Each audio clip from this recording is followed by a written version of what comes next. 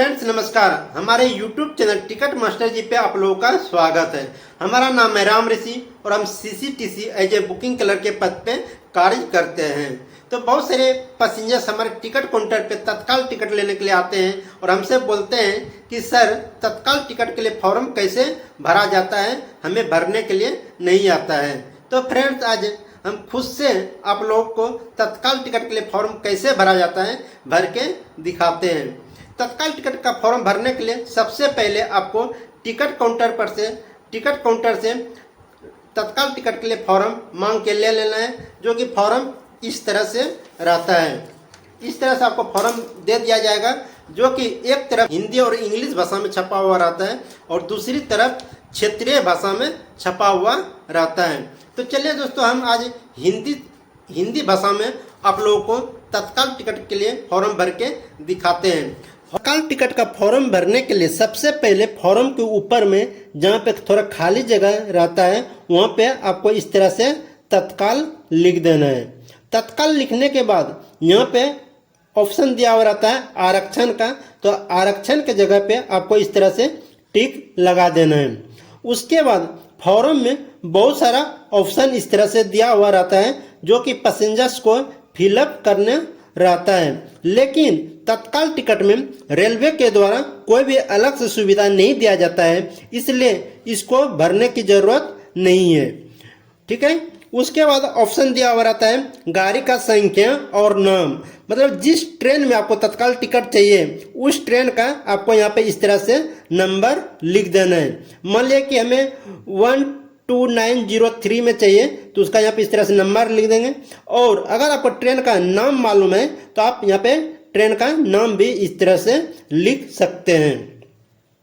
उसके बाद ऑप्शन दिया हुआ है यात्रा की तारीख, मतलब कि किस तारीख के लिए आपको तत्काल टिकट चाहिए। जिस तारीख के लिए आपको तत्काल टिकट चाहिए उसका आपको यहाँ पे इस तरह से डेट लिख देना है। मान लिया कि हमें 19/6/2025 के लिए चाहिए तो 19/6/2025 इस तरह से यहाँ पे आपको लिख देना है।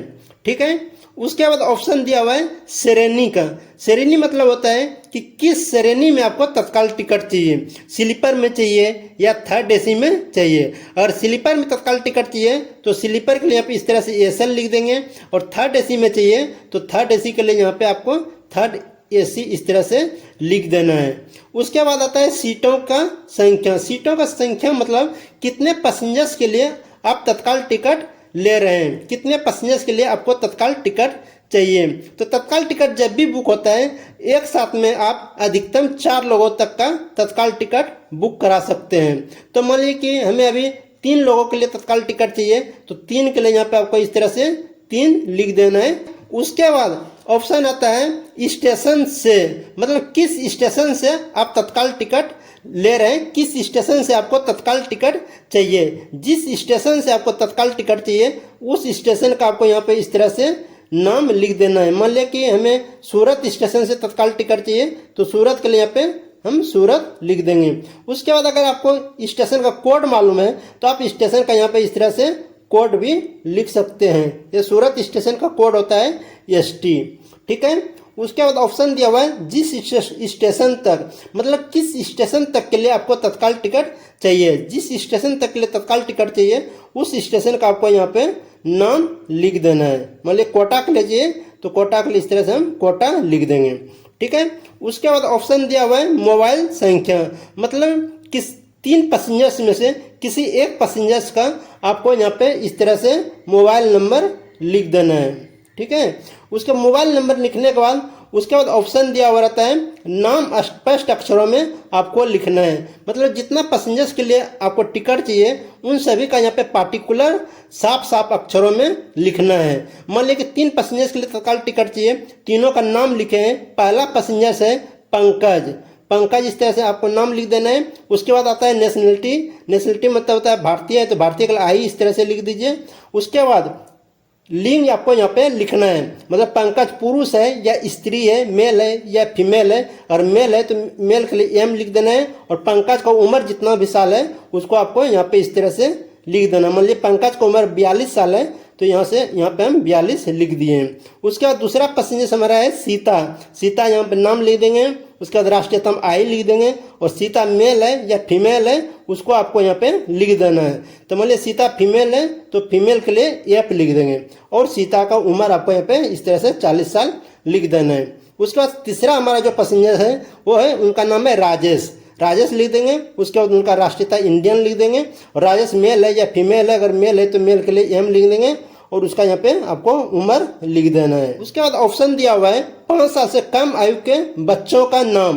मतलब अगर आपके साथ में कोई 5 साल से कम बच्चा है तो उनका यहाँ पे आपको पार्टिकुलर लिख देना है। इसमें उनका नाम लिख देना है। उसके बाद राष्ट्रीयता यहाँ पे भारतीय लिख देना है, और लड़का है या लड़की है उसको आपको यहाँ पे लिख देना है, और उन बच्चा का उम्र आपको यहाँ पे इस तरह से लिख देना है।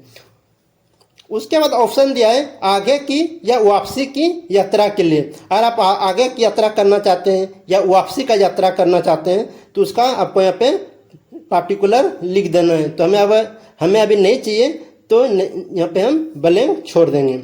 उसके बाद यहाँ पर ऑप्शन दिया है आवेदक का नाम। मतलब जो भी पैसेंजर्स काउंटर पे टिकट लेने के लिए आए हैं उनका यहाँ पे नाम लिख देना है, आवेदक का नाम लिख देना है। उसके बाद ऑप्शन दिया हुआ है पूरा पता, मतलब किसी एक पैसेंजर्स का घर का पूरा पता आपको लिख देना है। जैसे अभी हम पहले से यहाँ पे लिख के रखे हैं 8 भोलसर, पोस्ट एकचारी, डिस्ट्रिक्ट पटना, और पटना बिहार में आता है तो यहाँ पे आप बिहार लिख सकते हैं, और पिन कोड।